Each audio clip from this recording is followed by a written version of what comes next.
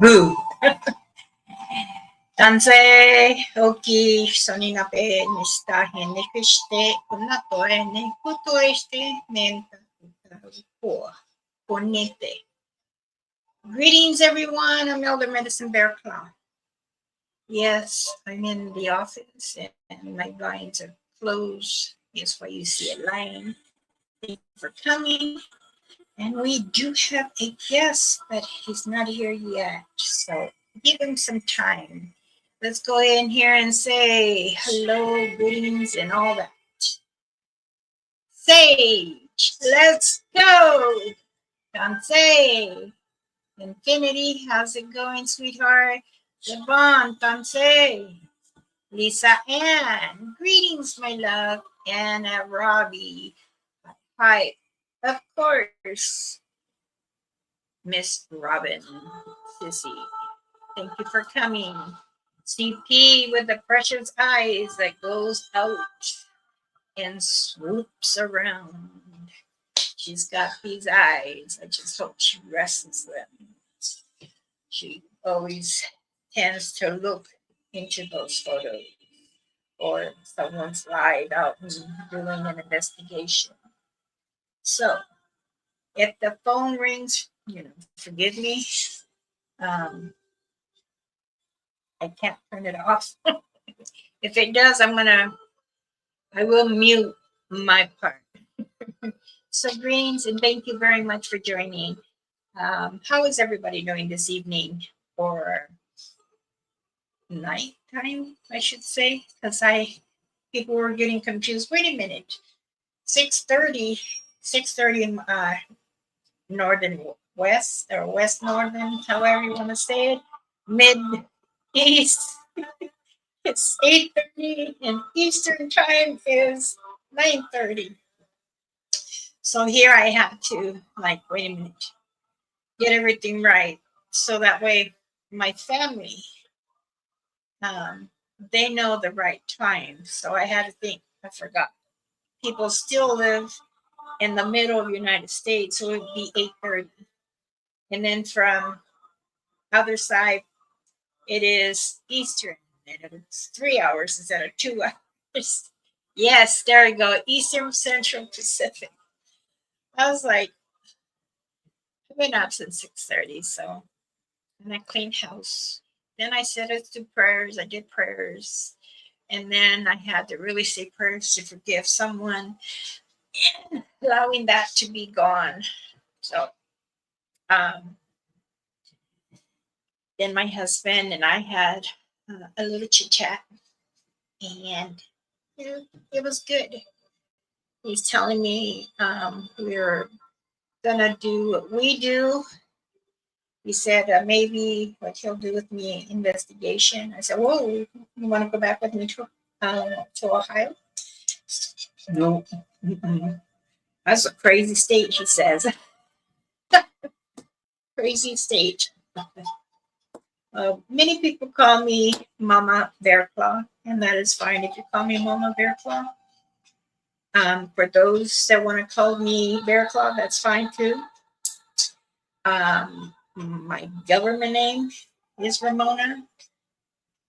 Proud of it. It's my mother's name, but I prefer what my title is. And I'm going to say it. If you like it or not, you can go right out the door in a polite way. But it's okay. Everybody has their suggestions about everyone. Anyway, tell me, don't say Stacy. Wow.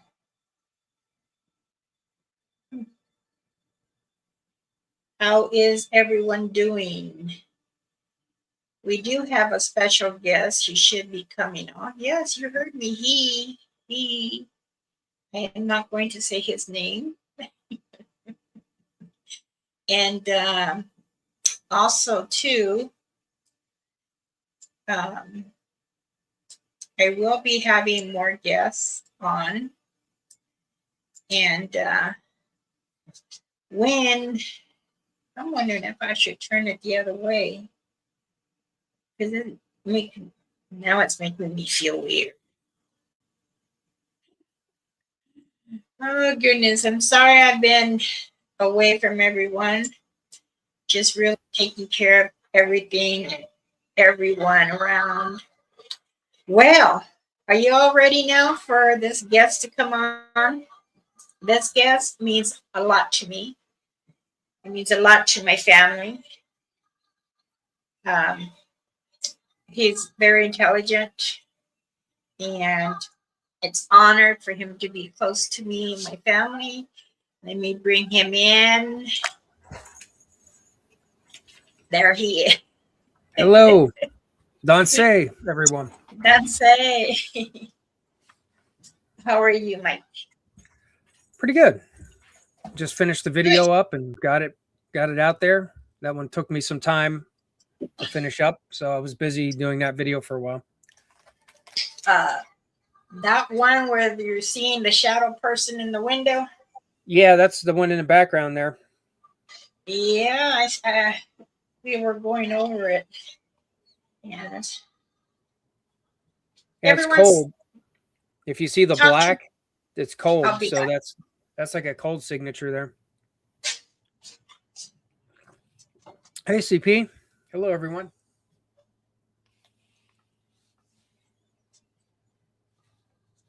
I see Stacy's there. Hello, Pamela. Hello. Here we go. Who else is there? Whispering. Robbie, Sage. Hello, everyone. Infinite Seven. Robin, Maddie. Yeah. Danse.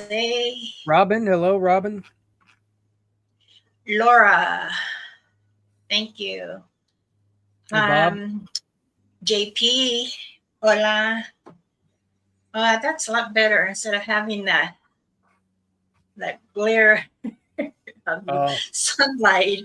It's very bright out here still. Yeah, I'm glad it's dark. I like it doing the live streams when it's dark so I can use the backgrounds and not get all the light to interfere with them. Yeah, I agree with that at night. So, introduce yourself, and I've got plenty questions. Okay.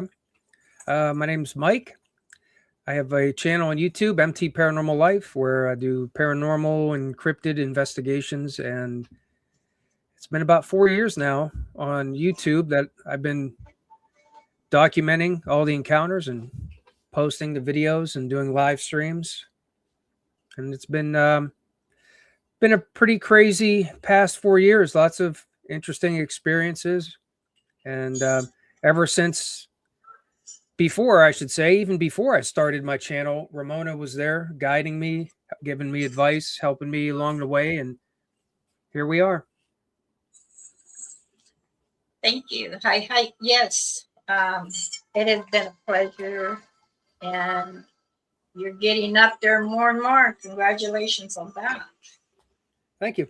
Well, it's everybody's watching, and a little bit of luck from the algorithm. So yeah, the live streams, I just say that's luck. The live streams are somehow I rolled the dice and I rolled some 7s and 11s, I guess, the right time. Right. I don't know what happened. All right, I'm gonna go with the first question. Actually, it's the second because you already introduced yourself. What made you feel this is the field or your journey? That very first encounter with the voice that said hello, Michael, through the cell phone.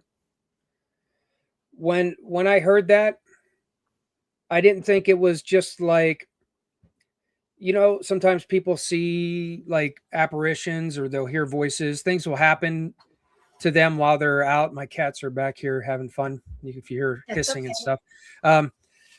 Well, I felt like, I could just tell, excuse me, when I had that experience that it wasn't just like I happened to catch the energy just right and something comes through from the other side and you hear it or you see it. This was a direct communication that said hello to me. So I understood that. And what that told me was there's this connection to the other side, and it presented itself to me and made it kind of made itself known that it reached out to me.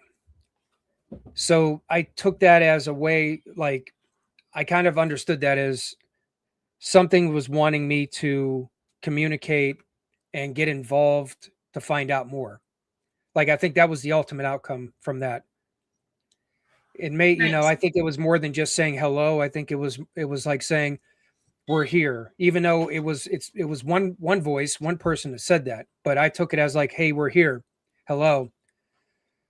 And that kind of, basically, it just started like this awakening. That's what I call it. It started an awakening where I just felt like I was connected, and my whole purpose was to continue to find out more about what's happening and why this happens. You're just answered two of the questions that was asked. Oh, Um, do you get nervous or uncomfortable or try to understand what the spirit's response? um, I I get nervous sometimes, um, That's because natural. yeah, I mean, I know from the things I've seen that aren't just spirit related. There's more out there, right? There's cryptids out there. There's other things out there, maybe some kind of elemental, or there's other like entities out there, but I don't really know really what I'm dealing with. Yeah, I mean, you help me sometimes understand when I have questions, but ultimately, I don't understand the full potential, whether it's good or bad. So I'm always a little bit on edge when things start getting a little strange, and I kind of, I hit like a mode where I'm not sure. It's like that fight or flight mode where I get I get a little bit nervous, like, okay, what's the best course of action, because I'm getting a bad vibe about what just came through or what could be here. But I think a lot of it's just the unknown makes me nervous. But I usually just will get calm, and I know inside, no matter what, it's not going to hurt me. Nothing's going to hurt me. So the nervousness might come and go, but it's still, I get nervous. Right. I'm sure everyone in that field, in the paranormal field or any other investigations, they get nervous and have that little excitement, in their Yeah. heartbeat. Hmm. Many people say it's like adrenaline. How do you say, right? What's that? I can't even say the word adrenaline. When you're excited, you're Oh, adrenaline, like you get pumped up. Yeah. yes, Yeah, it's like that happens a lot.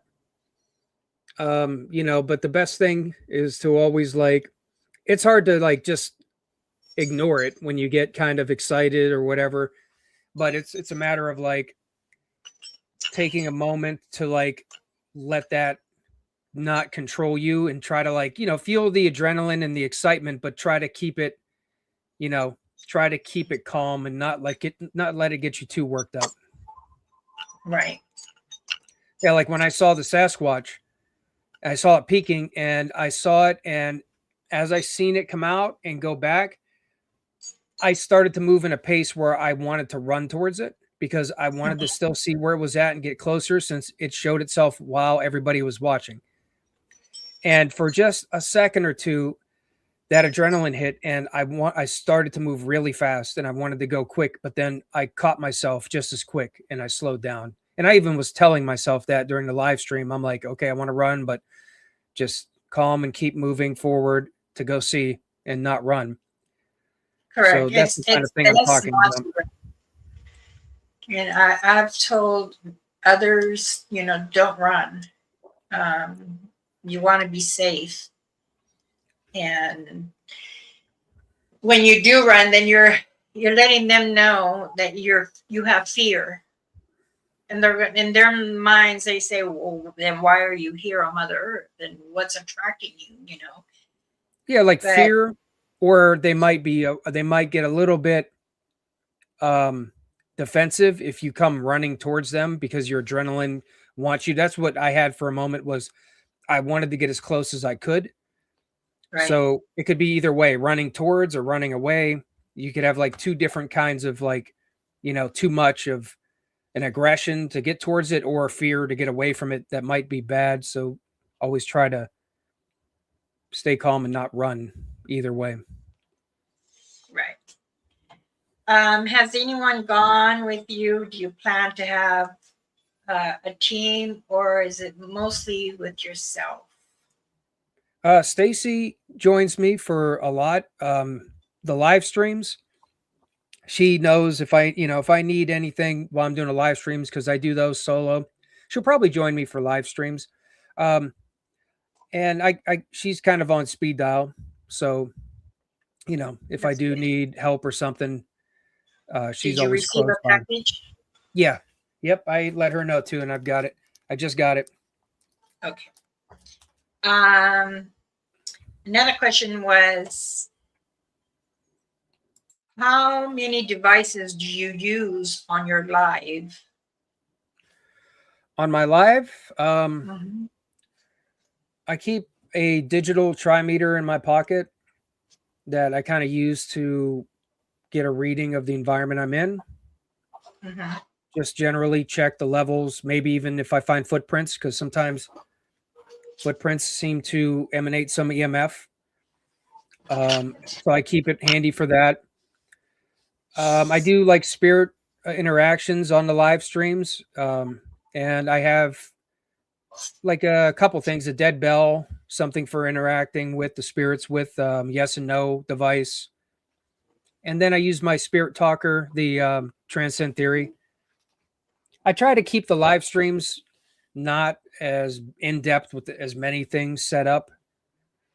Right. I like to stay mobile and move around, and I just set up for a stationary spot for like maybe 10 minutes, and then I'll pack that up.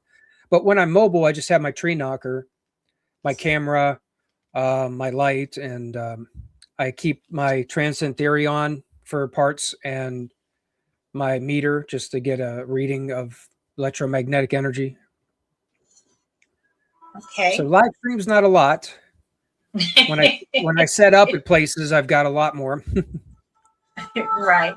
Um, when you're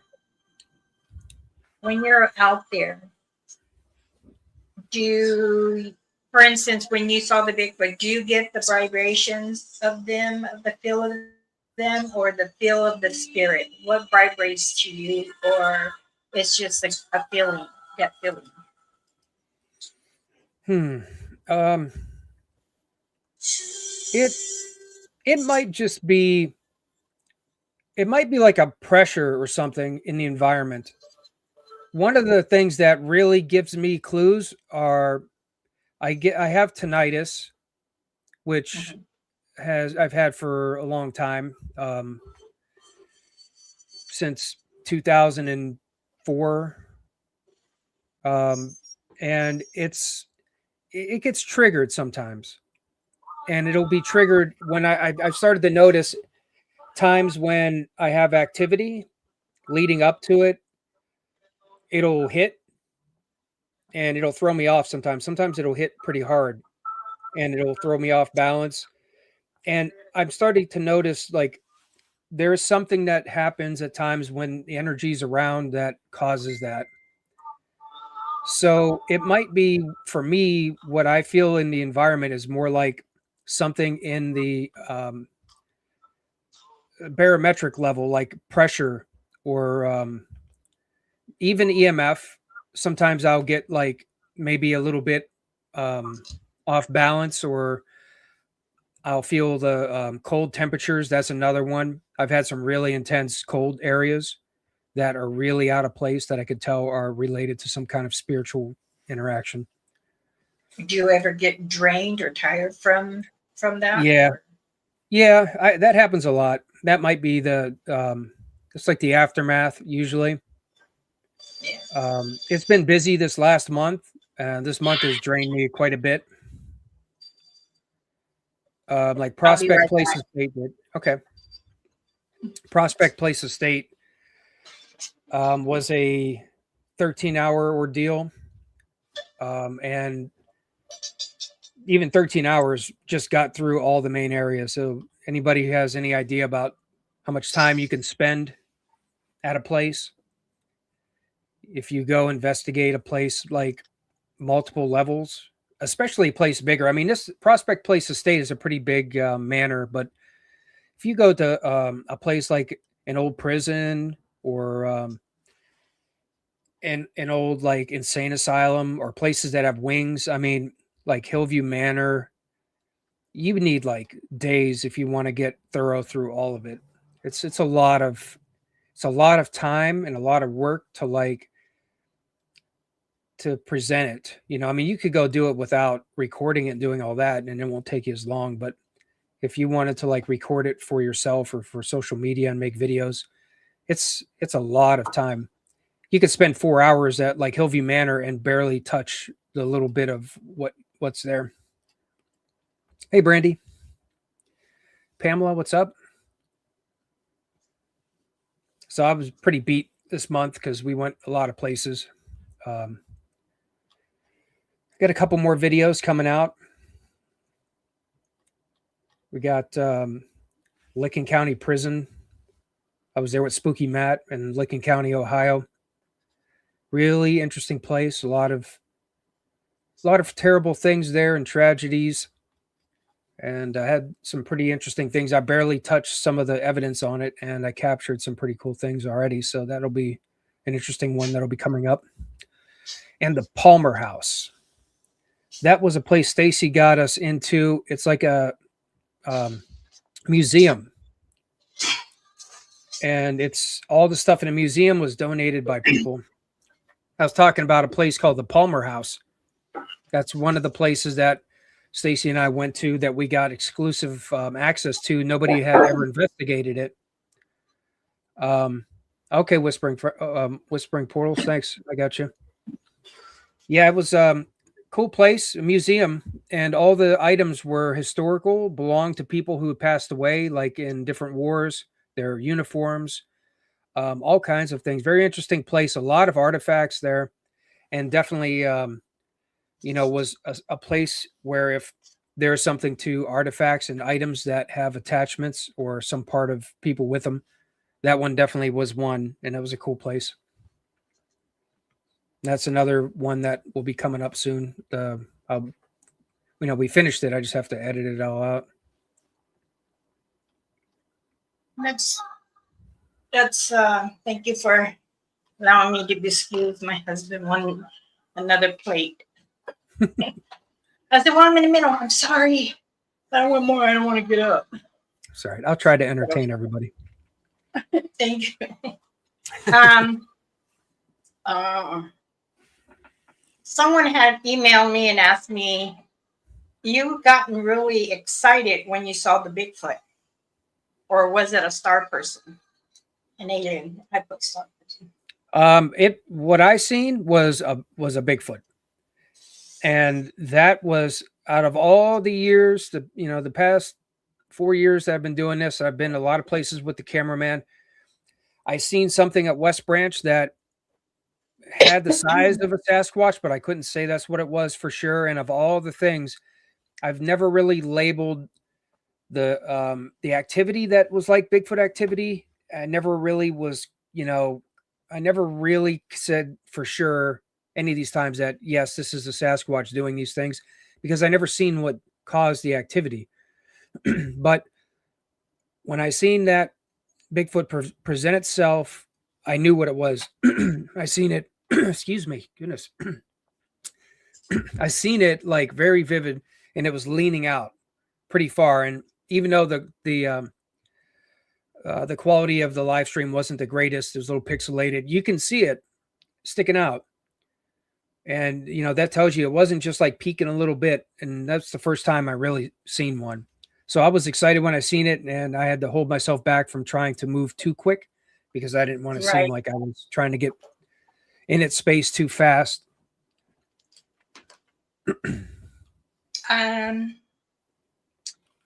The email also from this person said, how many videos have you done since your journey?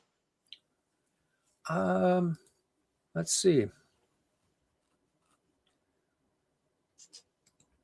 Hold on 1 second.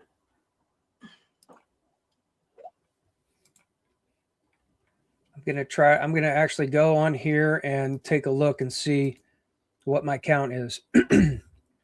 This counts shorts and some videos that are like members only, but I've got 474. Excuse me. But that's a mix of all the shorts, members videos, some videos that I may have uploaded twice, so there might be a couple that count twice, but that's a total 474. Okay. Um,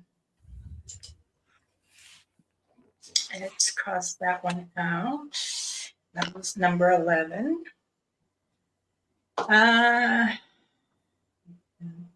Do you feel you're on the right path to enjoy your journey, or are you doing it just for fun? Well, it is enjoyable, so I consider it fun, but it definitely feels like everything has meaning to it, you know. So I think it has purpose and it's fun. You know, I don't think I've had a time where I've gone someplace or did something where I was like didn't want to be there, or was, you know, something I forced myself to do. You know, Right.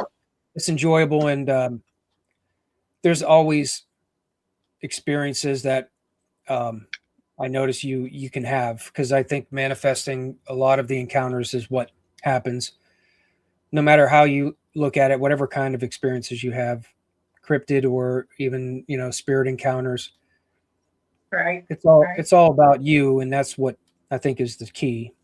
So it's still, you know, if it ever becomes some kind of a change to that extreme that I don't like it or don't enjoy it, I'll just stop. But I don't know if that'll happen. Okay. Um, we will get to your questions in here. Just let me finish the ones I have. I have one question that I was asked by a person you met on our day at the Ohio. He wanted to know, do you know where the shadow people go? I don't. I'm not sure what shadow people covers, but I would say this, that I think no matter if you're talking about an entity, it's a cryptid, maybe an apparition, I think it's all on a higher dimensional plane. And I think that no matter what you're dealing with, there is interaction with a higher dimensional plane, that it'll become either not able to be seen or it'll be gone. But you know, you could say that's portal, or however that might, you know, the entity might travel or might move. There's been a lot of interesting things that I've come across to connect that kind of thing to, from a staff to just changing form. But I think it's to a higher dimensional plane, so it exists. It exists on a higher dimension. It's always there, and if it's on a higher dimension, it's always here, and it's always Okay. there. Okay. I think everything on the higher I dimensional hope. plane is always around us at all times. Okay.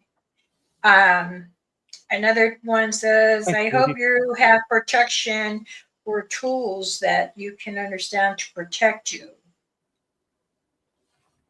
Yeah. Well, we know my main tool is always my intent, and it's always tied to what, you know, what you've helped me with protecting myself, wearing my medicine bag, vocalizing my intent, even tips with the river water with the salt, sage. Yes. You know, I do have a lot of things I can, you know, utilize if I feel that it requires it. Um, also It too hasn't doing been when you're entering the tobacco doorway to the wrapping. forest, tobacco, and when Mhm. you're settling yourself, like you do a prayer there with tobacco. And I do appreciate you doing that. That shows a lot of respect to the natives that are spirits there. Um, do you carry a firearm, or are you planning to do a hunt, or do you just do investigations to the paranormal spirits? You know, Before, I guess when it comes to other forms of protection, I do keep bear spray because we have black bear in Ohio here, plus other wildlife like coyotes. So I keep bear spray, and I have like an air horn just in case I want to make noise. It's like an escalation, right? Of non lethal utilization. Something gets close to you, scare it away. Air horn, maybe even knock on the tree. Bear spray if something gets aggressive. I do keep a firearm with me, but the firearm is more like is always just a protection from bodily harm of like for if it's life lethal threatening for some, force.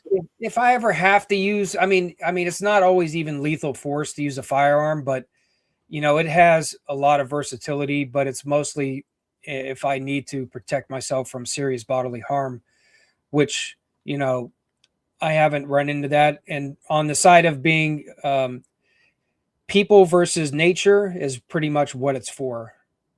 Is the correct. firearm is for, because there's times where I film at a lot of public places and public parks, and most people that have experience in parks, you can go to different places, and a lot of times there's people who are living in parks, and like I know a lot of park rangers, and I know a lot of what happens in parks, and sometimes it's not safe, and even in public parks with the kind of people that are around, and you could say even That's living in them. So, that's true. um, That is very true. but Um, firearm is only for very last method of protecting myself. protection, correct. The other question was, when you're editing your videos, do you ever feel that a spirit comes through, or is it just like a regular edit, or do you just go raw? Well, I really keep my home um, really kind of like shut. I shut myself off. This is interesting kind of like balance because I don't use things in my home like my communicators. I don't try to interact, see if I can communicate in my when I'm here. I always disconnect. So when I edit, in a way, it's like I am opening myself up because I'm watching and listening, and I'm putting together the experiences. So um, it's I think if anything, it helps reflect. It just helps reflect on what happened. And while I'm editing the videos, it's like it's also a good way to pick up pieces you may have missed when you're investigating, right? Right. You'll catch things that you didn't catch at the time, and sometimes that's unfortunate because there's some interesting things that piece to what was happening at the time that we missed. And if we could have caught it at the time, we maybe could have interacted with it differently. But Mhm. sometimes it's too difficult of a hearing range, frequency range, or type of thing where you can't always hear it until you listen to playbacks. Good, good. With this new video coming out that you were doing an investigation with other people, what did you feel and what did you expect? Well, this was a revisit at Prospect Place Estate. And the first visit, I was with Spooky Matt, and we um, we had we had a lot of like interaction with the devices, like intelligent communication that spoke to us. Um, but most of the evidence was captured and came out during editing. So my first visit there, I found a lot of voice phenomenon there, really good voice phenomenon coming through of um, different, it's hard to tell if it's a woman or man sometimes. Sometimes you could tell, like I heard both kinds of voices and lots of it there, lots of EVPs there. So when I went back this time, I was kind of just say hoping, because Mm-hmm. I know sometimes the same places you go back to, there'll be alive once, like the house on Owen Hill, and then it seems like nothing happens again. But at Prospect Place Estate, I was kind of planning or expecting it to be the same with the voice phenomenon, and Right. I was kind of excited and looking forward to that because we had a lot last time I was there and some really good ones. Um, how did you feel about going in? Um, Were I you felt preparing I felt yourself? more comfortable. I felt more comfortable this time. The first time I was there, I'm not sure what it was. The guy who built the place, he Mm-hmm. was an abolitionist. Him and his father, they moved up north here from the south to get away from um, slavery. They were abolitionists and they were involved in the Underground Railroad here. Something about a presence there, and I'm not sure if it was the owner, the guy GW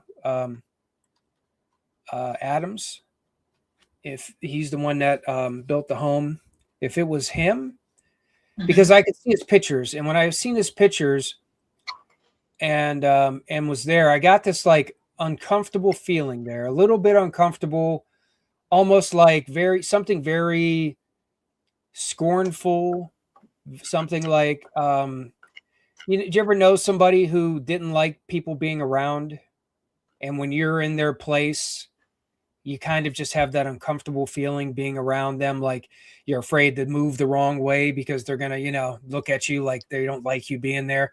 It was like They're that. gonna react. Yeah. Yeah, I Okay. really had that the first time I was there, and the revisit wasn't like it wasn't really like that. So that was a Yeah. big difference. Oh, there was a spirit whose name was Jeffrey that was lost, and I heard some things this time that kind of related to him again. And this is something that the people who own that place, they've done their own investigating, and they never got a name before, but they knew of a lost spirit there. And this was funny because we were connecting with this story, because I don't think they realized that I did a video from my first visit there, and they were talking to me before I even mentioned that about Jeffrey. They were telling me about, they know there's a spirit there that's lost. And I was like, okay. I'm like, well, I think I've got something you'll be interested in hearing. And I told him about Jeffrey, the interaction we had upstairs in the boys' room, and the spirit that said he was lost and like sounded frustrated. And he said his name was Jeff. And they were Oh. kind of excited about that. Um, Did so they that say was how old he was or anything? not really. They did talk about a really angry spirit that they get a lot of voice phenomenon from, that's really not nice, vulgar, and I heard that a lot. I heard a lot of slang and vulgar that was thrown around, and I was like, wow. There's no titling that. When you hear it, you know, you just let it go and Wow. just remember that there are some, there are some presences around like that place that seem to really be upset. I don't know if it's related. It sounds out of place for that, for the whole history behind it. If it's Right. somebody, it sounds almost like was coming through, maybe not connected to this place, but just coming through from part of the higher dimensional plane or the residual state. Did I ask you what is the hardest one that you investigated? Hmm. The hardest place. Um, I gotta think about that. I think there were two times where my level of being anxious or nervous was pretty high, and there was two occasions that are probably equally about as nerve wracking. The first one was at West Branch. West Branch is very uncomfortable for me there. I don't like being Mm. there. I like being there, but I don't like being there because it's just there's something very unnerving and dark about that place, about being there. And Yep. when I used to go there all the time when I first started filming, investigating the area um, regarding the West Branch witch legend and the old Elliott family cemetery. That's where I had the sighting of the entity, um, Hmm. which is where kind of another form of awakening happened when I saw something that was very real, very large, very not human that I couldn't explain. That's where that part of me kind of like came to life. Um, but after I had that sighting, I started, I met Jack, the cameraman, and we were talking about West Branch because I knew he was investigating that area, and we shared information. And I seen a lot of evidence from him from his investigations with thermal images of entities there. Right. And when I seen these thermal images, I was kind of blown away, and I knew, I'm like, that's what I seen. I'm like, whatever these are, that's what I seen. And then that kind of like gave me this whole new like pucker factor where I was like, there's more things there.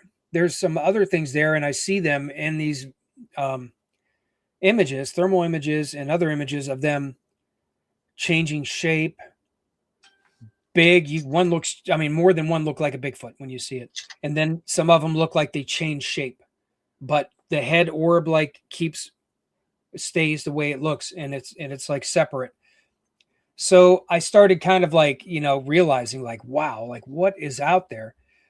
And then the fact that I had that sighting the day before. I talked to Jack, saw the photos, and I was like, wow, like so much more there's going on. And it kind of creeped me out because now I know this place I've been going to for a while. Whatever's there, it may have been around me all the time, and I had no idea. And it's more real than I imagined.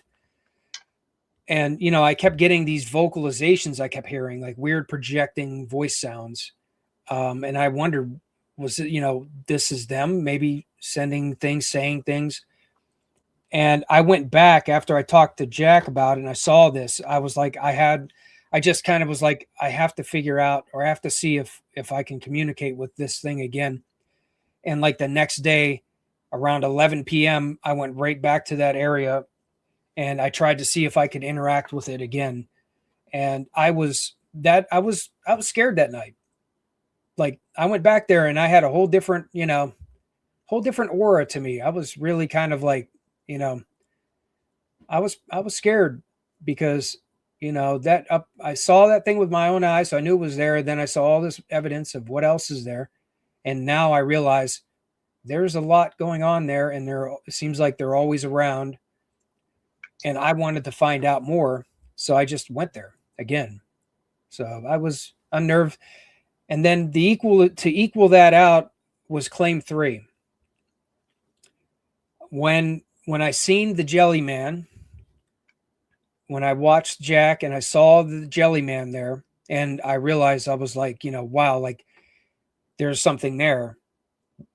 And what was it? Was this thing an alien? Was it some kind of Bigfoot cloaked, or was it a ghost? Because it's crazy looking. If nobody's ever seen it before, it's crazy looking. And there it is in live time on the live stream, right there, just hovering by the trail where he was standing, right by him, within like 5 or 6 feet, just right by him. So right after that, I got in touch with him and we went back there to find out more. And when I went there right after seeing it, I had that same feeling again. Like this thing could be behind me at any moment. You start getting those thoughts like, where's it at? Is it still there? Is this thing just always roaming around there? So, and here I am. We're going to go there at night again and see if we could see it again. So I'm always like, red light on because I want to see it again. So now I'm walking around hoping to see this floating, invisible, crazy looking alien or whatever it is. So that had like the same kind of aura. Like I was a little bit slightly, like not panicked, but like kind of really nervous and a little scared that I might see. Excited but scared. Yeah. So those two places for like those reasons would be the two places that I was uncomfortable. You could say uncomfortable, but I think after that initial time for each of those, I was way less on edge after that. I go to claim 3 and I would just sit there and hope it's there. Like I turn the light on with the camera watching me and I'm like, come behind me. At that point, I'm like, let's see you behind me, float up to me. Maybe I can hear you breathing. I mean, that's like terrifying to think of, but I was kind of Whispering in your ear. yeah, I was at a point where I'm like, I want to see if it'll do this. And I wasn't scared of it, but it was like that initial time right after, like I learned it was there. Same with both places. That initial time. After that, I was kind of fine going there, and I was kind of hoping I would interact with either thing. Wow. I noticed Jack's live tonight. Did I keep you away from him? Oh no, I saw he was live too. He's got his he's got the other channel him and JJ are running, and he's doing a lot. He's really busy. I talked to him sometimes here or there, but Yeah. I haven't really been able to get together and do much this year with him because he's really doing a lot. It's hard Busy. Yeah. to get in touch with him. He also needs to slow down too. He has to give him space. Even I know you guys love to do these investigations, but also too, you need to give your mind a rest because it's never gonna rest or allow you to sleep. You're gonna get fidgy, And this is why sometimes I tell you, you need to rest your mind. And when you need to rest your mind, it means you gotta allow your body to rest too. And I know that many of us are very proud and how your journey has become and is able to, continue on the things that you enjoy and not allowing it to go to your head. Because, there are some channels out there that really, I wanted to come into me. No, I don't think it's good. There's the baby. Yeah, there he is. He I thought he would be calm and let me hold him, but he wants down. He's a wild little one. Yeah. That's because he's still young. Yeah, he's only about 12 weeks. He's about maybe 12 weeks. I don't know. Like like it's not like, just to be honest, it's not like what I do, my content and everything in its spot on YouTube and what I've got. It's not like it's even like it's not even like a little tiny pin drop really in the YouTube algorithm of like what's popular, right? So in no way, shape, or form do I ever like think like, somehow I have some higher tier status over somebody else or anything like that, because what I do, is specific, and I enjoy doing it, and I do it just so people can see these things happen. So I don't worry about that, but I know that like in no way, is somehow there's any kind of like ego or any crap like that in my channel or what I do. Right. Yeah, I know every channel goes through their spurts, and you want to tell them, hey, I'm doing this for me. Exactly like my channel. I do it for myself. I retired years ago doing it with my colleagues investigating, but I do it on my own. I get out there. It's like I want to go back out to Ohio, and I'm said I would like to like stay 2 weeks. I was explaining to my husband, I'd like to stay 2 weeks out there, a couple of days. He goes, "You're going to be 2 weeks away from me?" I said, "Well, I'm not like I'm asking permission." Just letting you know I'm going. Exactly. That's what I told him. I'm just giving you a heads up when. He's like, "Okay, how far along? What month?" Like, well, I'm thinking in September. He's like, "Isn't it snowing already over there?" Yeah, it probably will be pretty soon. It's like we I got said, summer in July, and that's it. The rest of the year is who knows what it's going to be. Winter, it, fall, that's I it. don't know. It's all the same. That's how. And when I live with my son and my daughter-in-law over in Bagley, Minnesota, oh my gosh, it's July and we're having the siren going off. Tornado! Get in the basement. I'm like, I'm waiting to look. Mom, please just go. They're down there already. Your wife and the kids. And I'm like looking. He's like, Mom, I want you to live. Ooh. I go through this stuff all the time. Yeah, but right now you're in my state, my town. I don't care where I'm at. My dad But just moved. oh, he My did. my dad and my stepmom they moved down to Texas a little over a year ago, about a year ago. I was gonna say about a year ago, Yeah, right? yeah, How they yeah. like it there? Well, he wanted to get someplace drier, less It's good. humidity, less changing temperatures on the old, achy joints. Um, he just had a knee replaced too because like Oh, that's something that is in the genetics with my dad, his brother, my grandfather, their knees.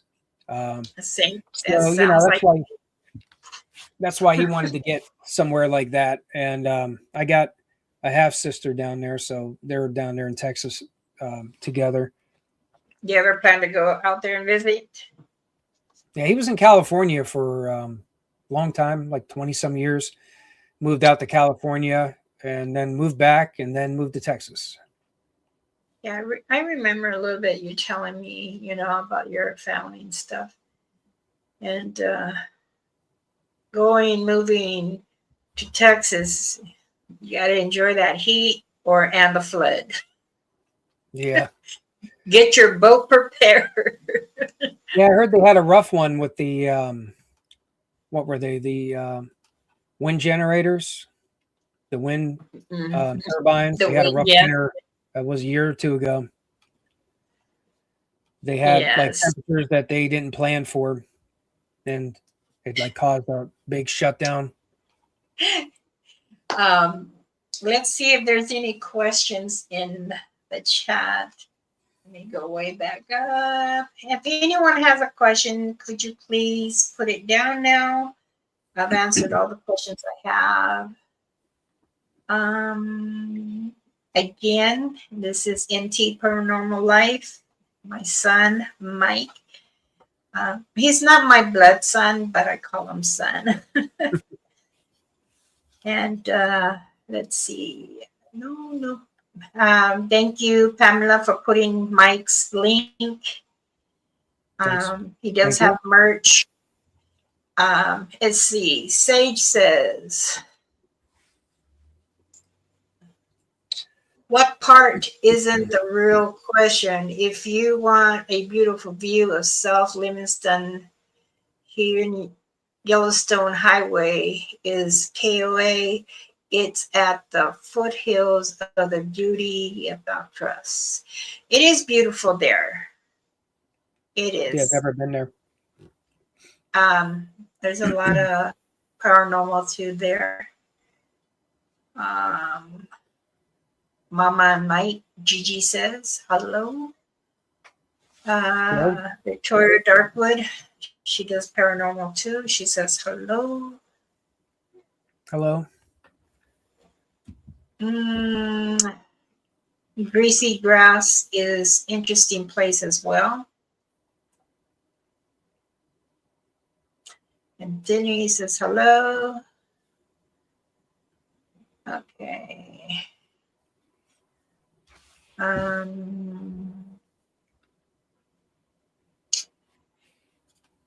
If you are, let's go here. If you are a magnet, they will come around.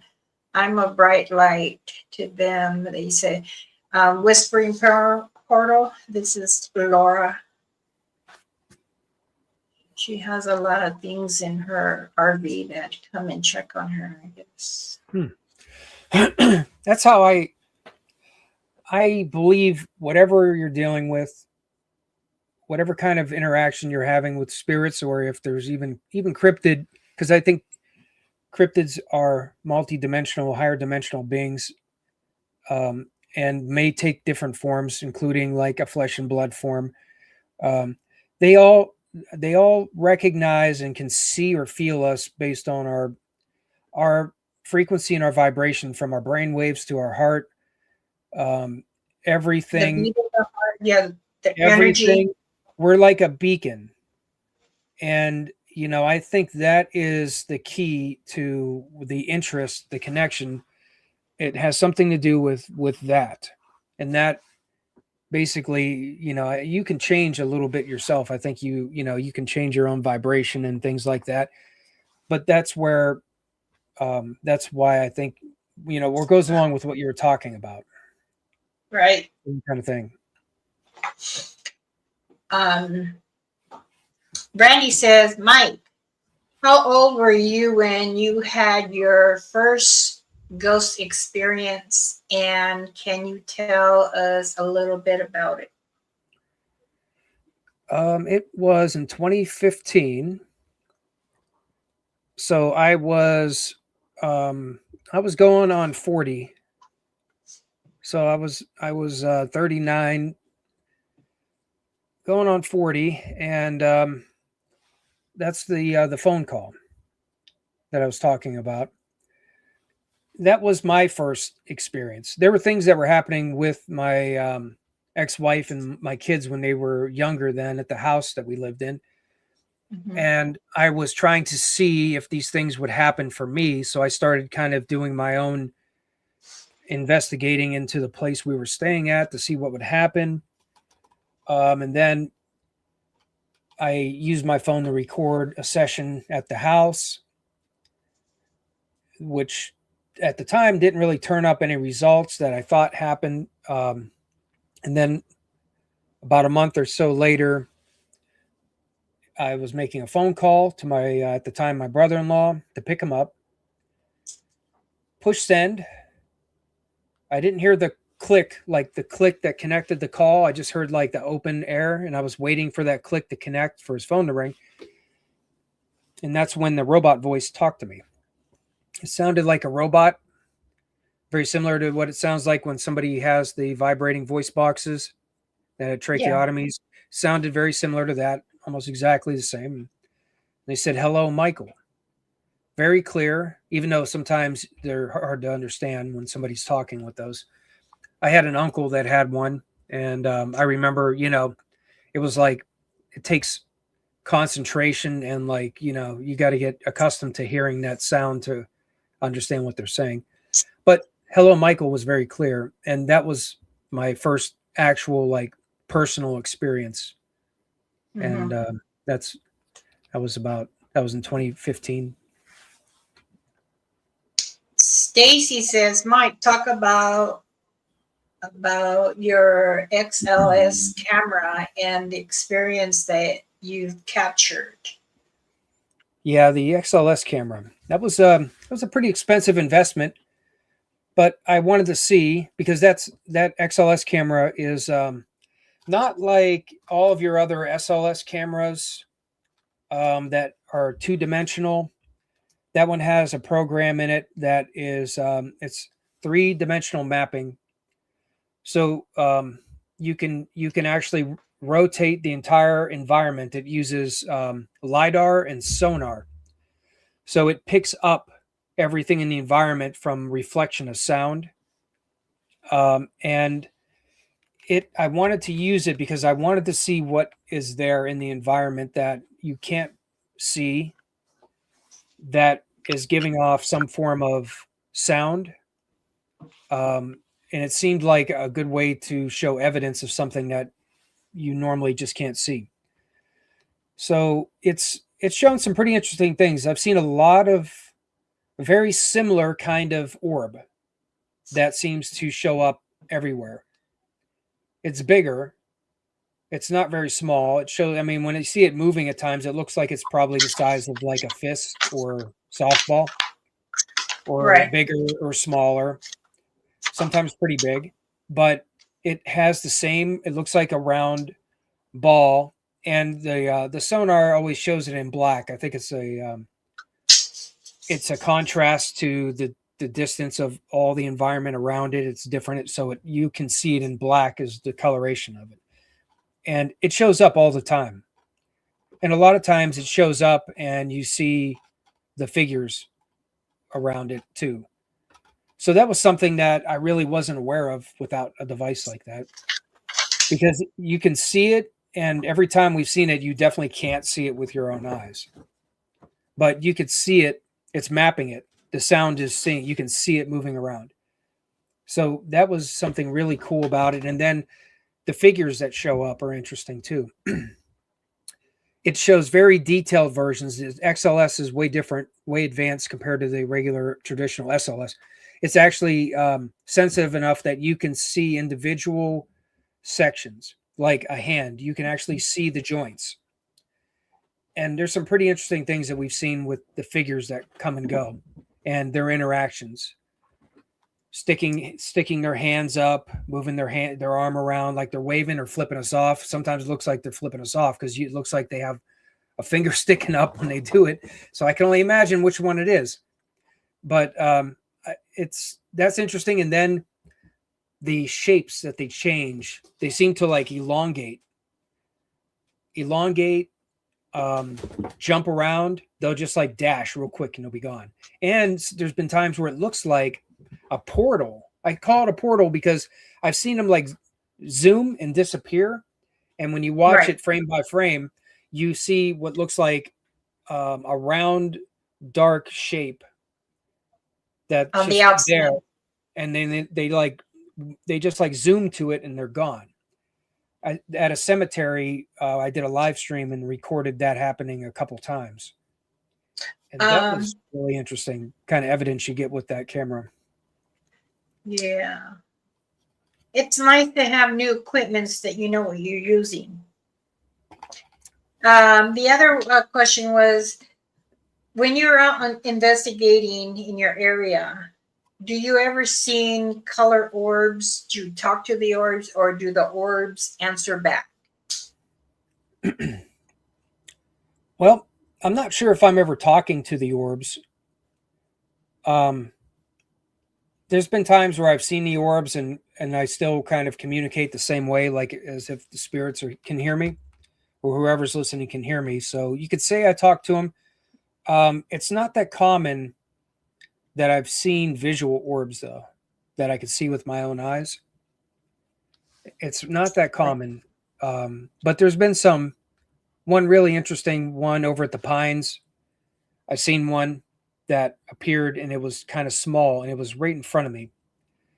And I think the camera did a pretty good job of viewing it from that video. It was the nighttime Pines investigation. I was like, I thought I seen it, like I was seeing it, and I'm like, this looks like a blue orb, and I was moving my finger towards it, and it was like moving away from me. It was like moving away at the same time. That was one of the more interesting kind of like interactions with orbs I've had. But I don't see too Um, many. It's not, maybe it's my eyes. Some people see them better, or they show up for some people. I see them. I don't see them too often with my own eyes. do you still talk to your guardian angel? I do. Not a lot. I felt Does she like, let you know she's around?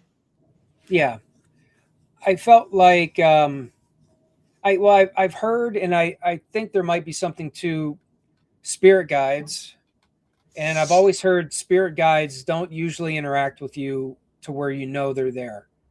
Out of all the things, now I don't know, I'm trying to remember where I've heard that from, but I wasn't sure.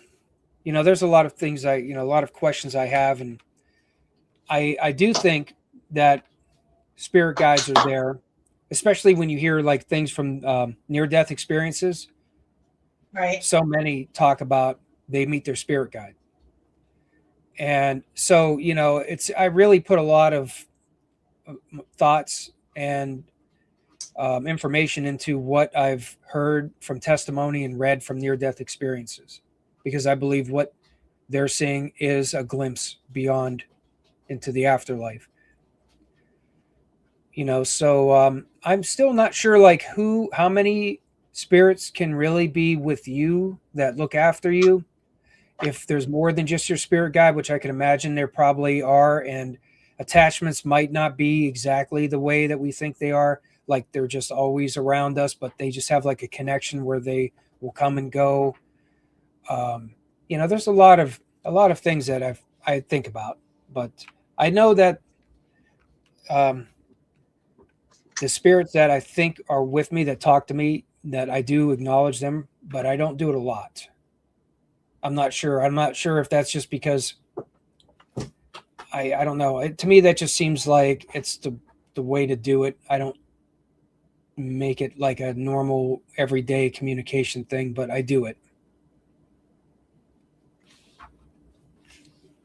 Okay. So far in your journey that you have been on, do you feel that it's time to put an end, or do you feel that you're still involved? You're enjoying it as you're involved? Well, I am enjoying it. If anything, I may have. It may not be as active as I was before with filming as often. Mm-hmm. So, like the pace has changed down, um, and a lot of the places I want to go to, I want to try to get to more places that I have never been to that may have a connection to people passing away, like some of the bigger places that people have gone to that have history. So I do want to go to some different places, but that involves like a lot of travel plans, a lot of expenses to go to some places. So I kind of like try to make it less frequent, but places that are unique, where I'll spend the money to go book an overnight someplace. And, so I don't do a lot of on the go filming, Mm-hmm. but I make the live streams constant now. That's something that, I kind of changed a little bit towards, is doing a weekly live stream, because this area that I'm in now has been really amazing. So I kind of want to just keep documenting it there live every week and see what else happens there. So there's a little change in where I go and how I film now. Have you done historic Licking County Jail in Newark, Ohio? Yes, Spooky Matt and I were just there last week. That was What a did you think of the really- area? Because that's one of the um, active areas. it's it definitely is it's a dark place. It definitely is a dark place, and it just has an aura of just anger and sadness around it.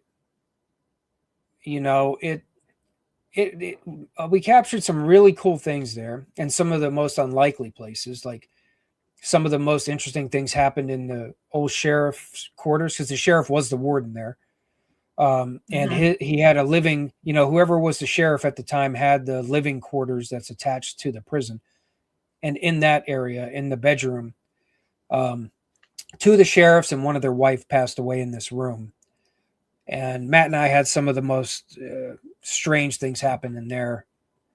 Out of all four of the cell blocks, which we had some really interesting things happen there. But yeah, that place had some interesting things happen that were pretty tragic and um, tough. There was like a I don't know when the last time they had what the significance of this, but they there was a mob that took um, a 17-year-old deputized prohibition agent. Well, it was not really prohibition. This was in 1910. It was before prohibition, but Licking County was a dry county, and it was really close. Like the vote just passed to make it so that alcohol was illegal for Licking County, and all the rural areas voted against it, and all of the inner city where they had their speakeasies and bars and pubs voted for it because that was their business. And then they got outvoted, so then alcohol became illegal, and they were doing speakeasies, and they were hiding it, and they had a little team, kind of like prohibition team, but this is pre-prohibition. And 17-year-old deputized young man accidentally shot, well, not accidentally, but it was self-defense, shot a bar owner, one of the pub owners, and killed him. And Wow. they formed a big mob, and this is all documented.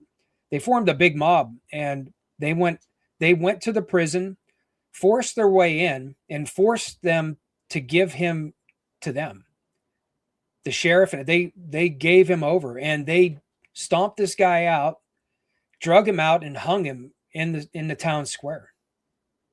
This was like a documented lynching in Licking County. And it ended up, once it finally became a national event issue, they said there were like 63 people that were all indicted and got sentenced for their part in it. So that's the kind of tragedy that occurred. And then the people that were in the prison, there were a lot of people who died, who took their own life in there in the different cell blocks. And it's just one woman set herself on fire in her cell and killed herself. The women's floor was the fourth floor. And her cell still, everything's still there. The cells are all the same still. So being in these places and on these floors, you could just get a feeling of just the dread of this place. No plumbing. When it was made, I think they built it in 1887.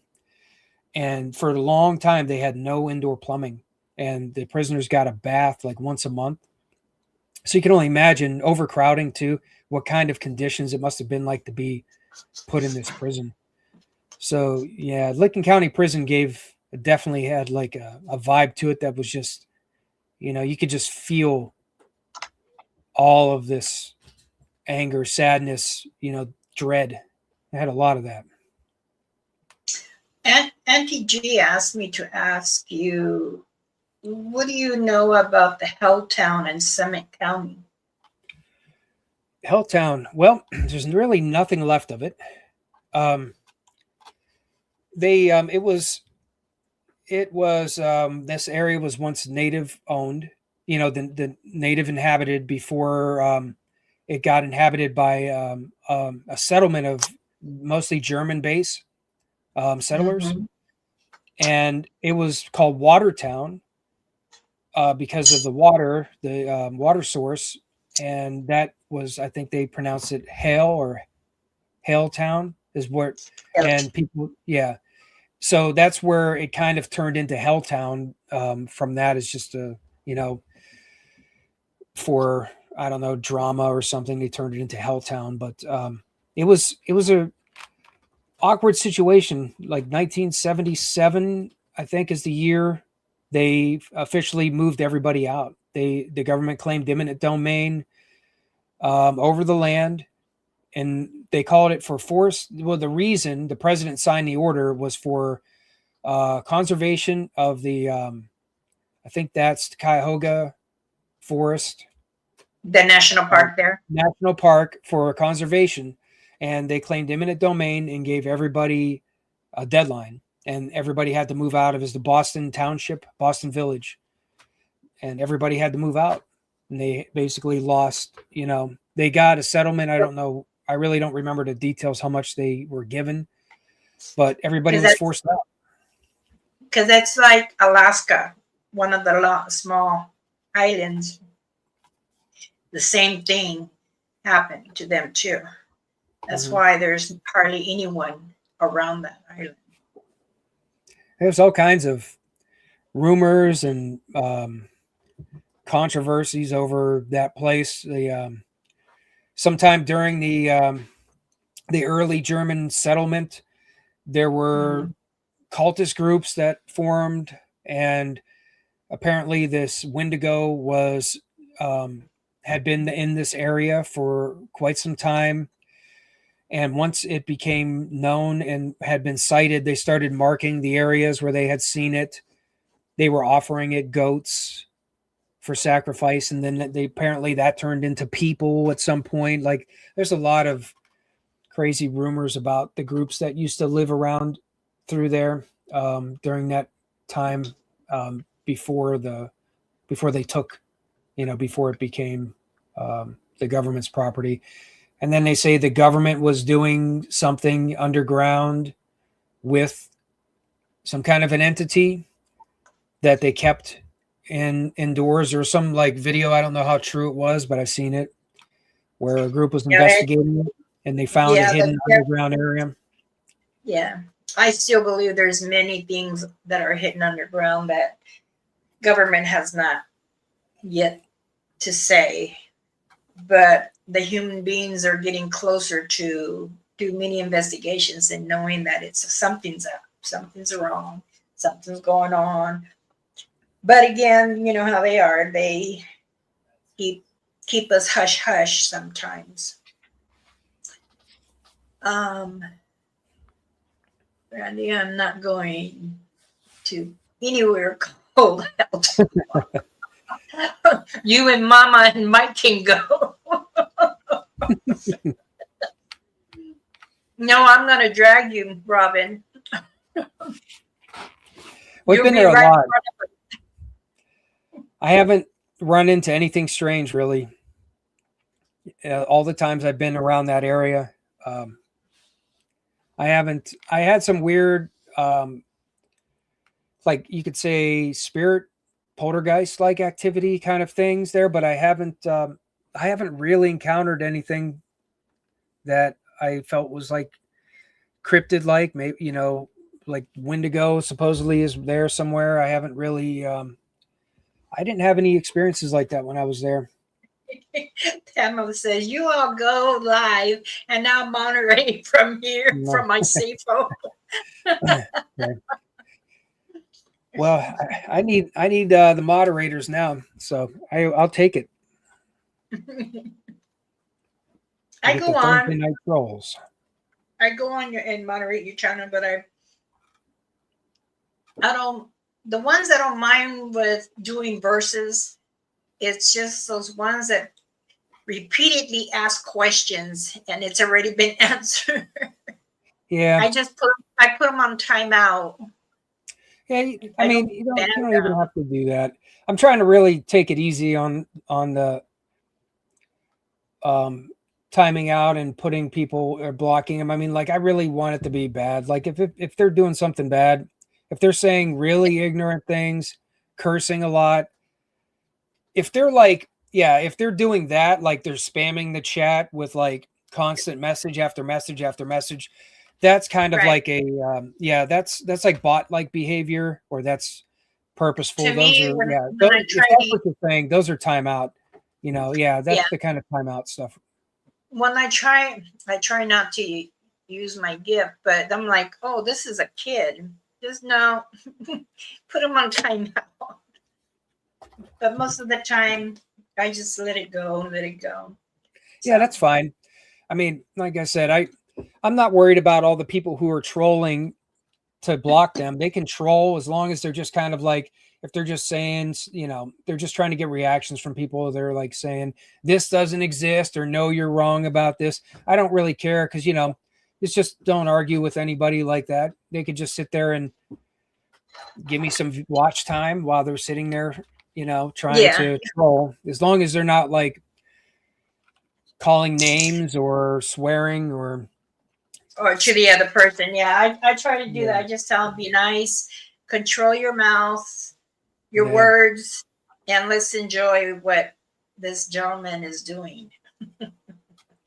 yeah. It's like live Sometimes, chat, Live chat's more like to watch and focus on what's going on and experience it. And then like, it's cool to chat and say things, but it's like some people like just want to talk and they don't want to watch.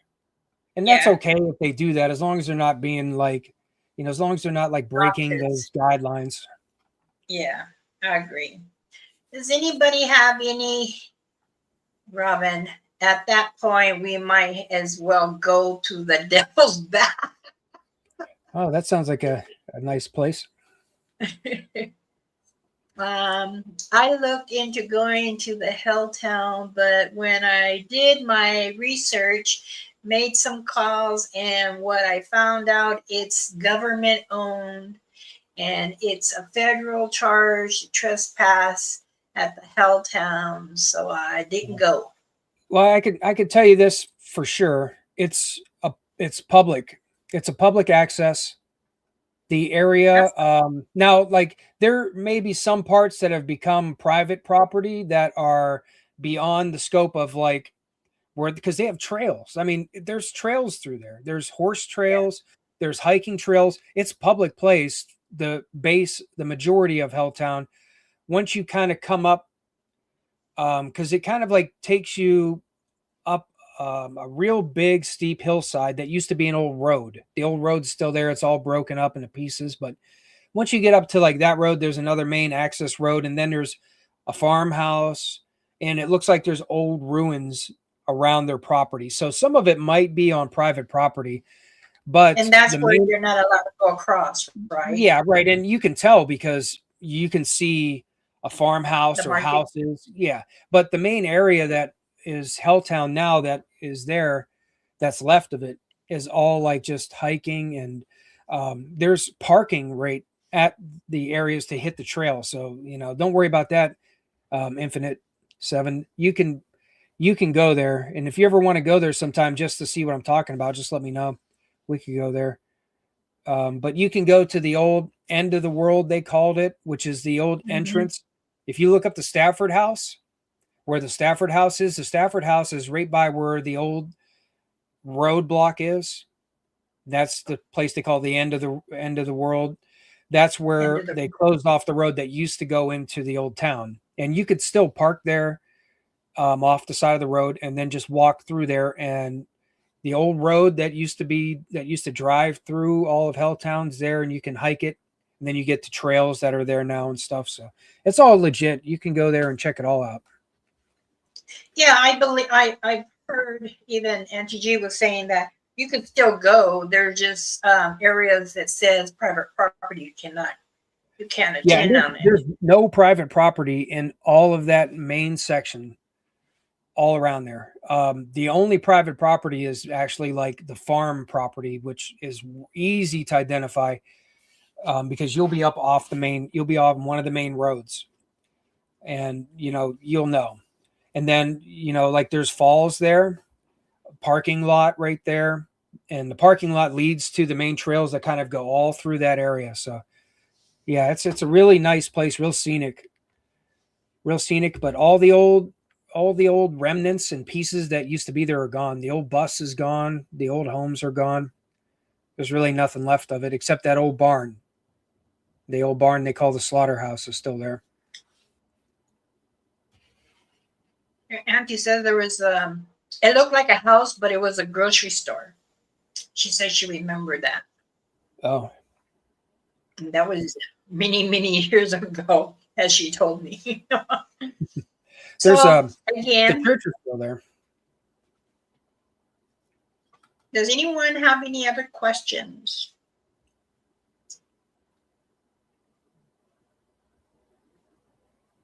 I hope everyone is enjoying our live. This is how Yeah, we all learn.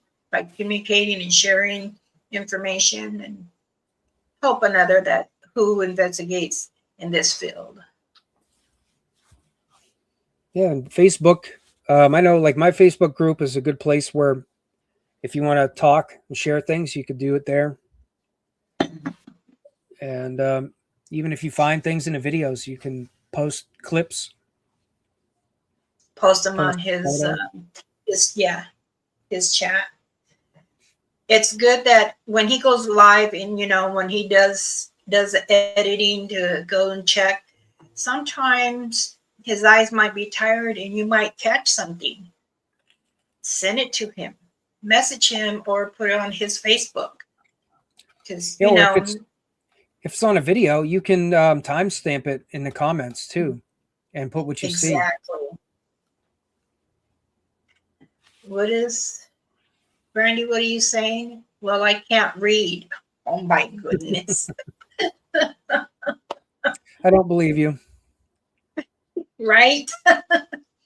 I came in late. I got the replay. How do you like connecting with your tuitions and protection where you go places? You see that? The connection. She's late. It's like a mindset. It's like a like a heightened connection or a heightened awareness. Usually it's a feeling. It's kind of how I think about it when I go someplace and I'm making my offering. I'm trying to, like, as I'm expressing my intent and talking, it's like I'm trying to really visualize or feel my words coming to them. That's the thing. It's like it's you could say it's on a different level, but the level, it's just a way to say it, I guess. It's probably not really saying it right, but that's how it feels. It's like that. And the protection is really, I think, for me, how I feel about it, if people ask about protection, it's the mindset. The mindset is the protection. Your mindset of openly knowing that you could have an interaction that might scare you, or something might say something to try to scare you, or it might be really cool or exciting or nice, but just to be prepared for something you don't expect, and to know that no matter how much it might threaten or say something that's really disturbing, not to be afraid, because there's just a lot of that. I hear it all the time. There's a lot of things that sound like it's meant to really try to scare you, and it's the mindset will keep you protected, because I think once you fall into that trap of like being afraid now, that you're Right. going to get stuck in that I'm afraid, and now you just want to leave. And then if you let that dominate your emotions, then you're going to be either stuck to where you would just got to get out, or you got to try to just refocus and reassure yourself that it's okay. Correct. You can say those things, you could say those terrible things, or say things that are really disturbing, but it's okay, because it's not really meant to be serious. It's just like it's like a spirit, or there's some residual parts of people who are just not nice, and they just like to make people afraid. True. Brandy says here, is the church there? They call the Sacred Church. Yeah, that was debunked. People said that the church was a satanic church, but they said that because of the cross symbol. It's like, it looked like an upside down cross from the shape of it, but it's an architectural design from like a certain century, European century, architecture that was from that era, 14 or 1500s in Europe. The same kind of architecture is what they designed the church after, and that symbol has been shown to be what it's from. It wasn't a satanic church that they designed an upside down cross to show that. which is what the legend was, because people saw it, and, they see an upside down cross and they're just like, oh, this has got to be satanic. And they just don't understand. Right. Tara says, beautiful offering not talked about by everyone. Yes, your belief and mindset does tons of protection. I love how you explained that. Thank you. Thanks.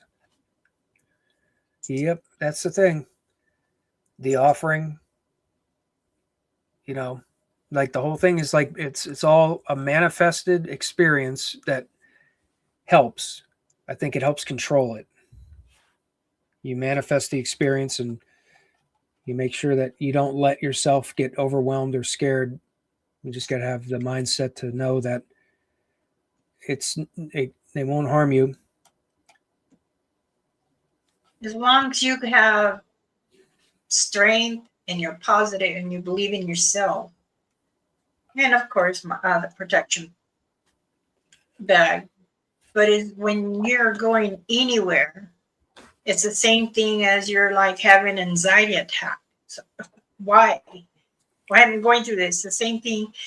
You walk in the forest, you can't predict what's out there. Mother Earth has many things. She has orbs, lightning, moving trees, Satanga, Bigfoots, the Wingalo, the Rake, the It, and the Jelly Man. Let's see, there is also a Mothman. Now they're saying that there is some kind of vampire going around. But you know what? I have not yet seen or heard really about that. Yeah, So, I think if the vampire thing is anything to it, that'd be one encounter. I don't know. I don't know if I'd like that one. right. Let's see.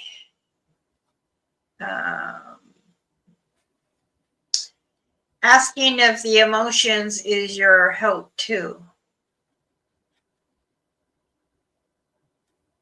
I feel that whoever goes get the glim. Let's see. It's just a beautiful building to photograph. I bet. Go respectfully and grounded and positive. Yes. Mm-hmm. Okay, let's see what Laura says. Miss Whisper. Nothing scares me. I have learned to control my fears so not to feed them if they touch me or ignore it. Do not acknowledge them when they try their best to get in the reaction out of you. Yeah, I think that's good advice, I guess, if you're trying to avoid them. If there is something trying to interact with you and you want to avoid it altogether, yeah, I could see that.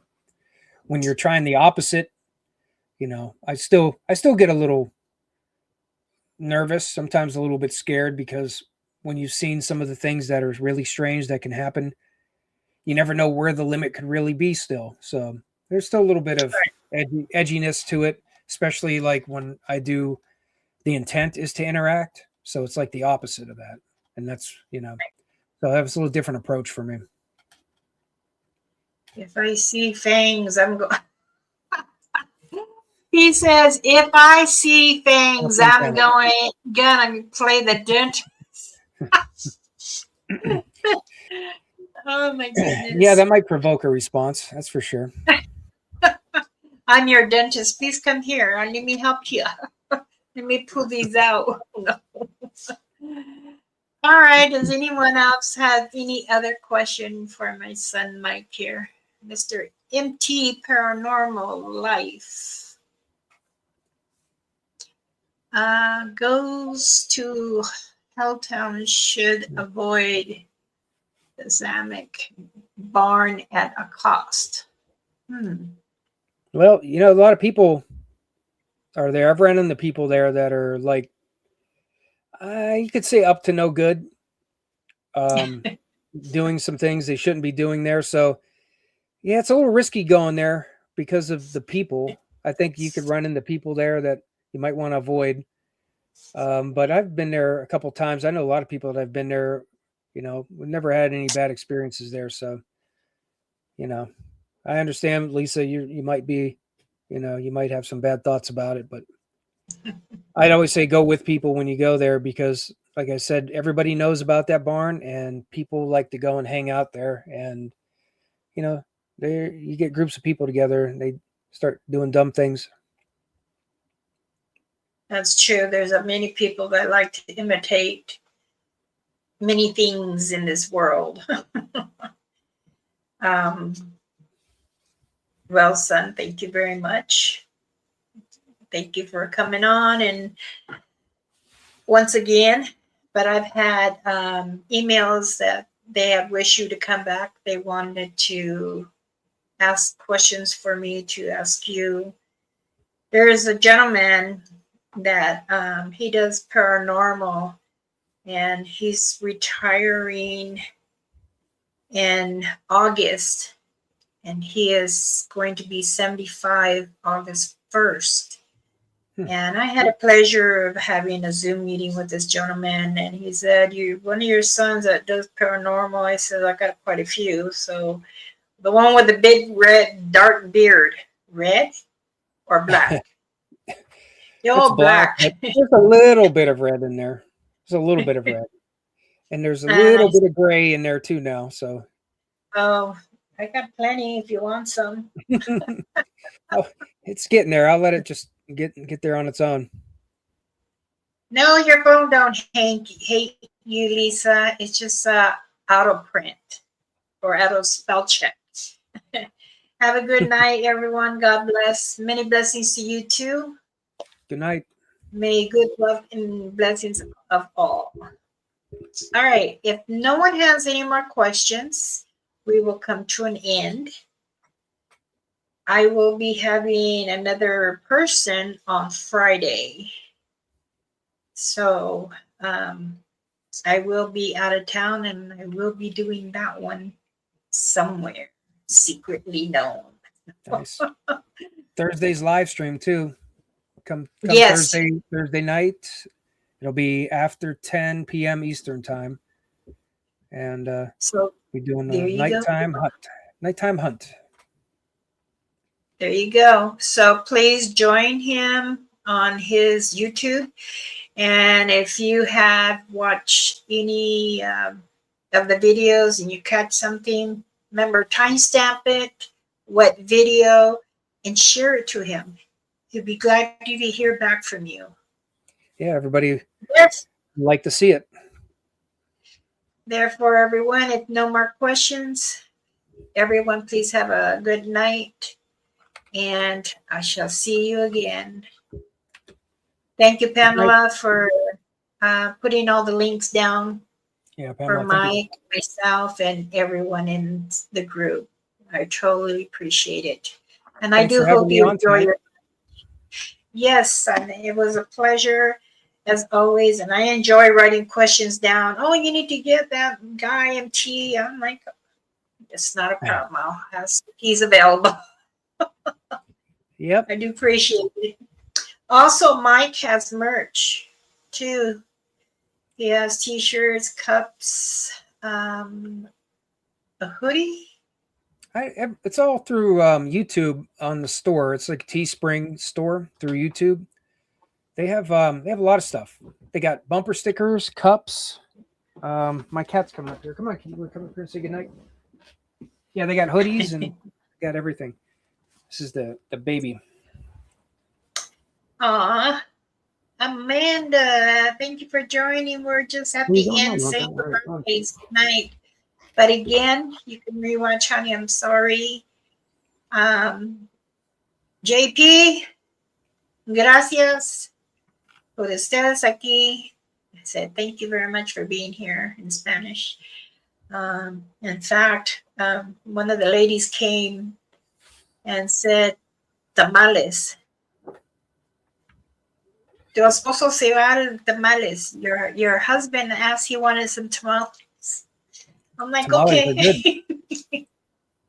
Yes. I wish I can send some. I don't know how to do it in the mail. Yeah. I can. How My do you call it? Ice, the ice, dry ice, maybe. I don't know. yeah, I my, may. my mother lives in Tennessee, and she'll send cookies for Christmas, and she packs them Uh-huh. with like ice packs and sends them like priority. Dry. And so it'd be something like that, I'd imagine. Hold on, let me Okay. see. Dad, what are you doing back there? Come on, stop it. He's being a he's a wild one, huh? You're a wild one. He wants to tell the other ones, ha ha, I'm with daddy. Yeah, if you kept hearing hissing, it wasn't like ghosts or anything. It's my bigger cat and this new cat. My older cat Jimmy. He They're you know he's not as active, so he trying to gets a get little familiar with irritated. each other. He gets a little irritated with him because he's always jumping around on him and messing with him. So he's always hissing at him. All right. Stay in the backstage. I'll be with you. Okay. Good night, everyone. Many blessings. Until Good then, night. I'll see you again Friday. Good night, everyone. Let me close this up.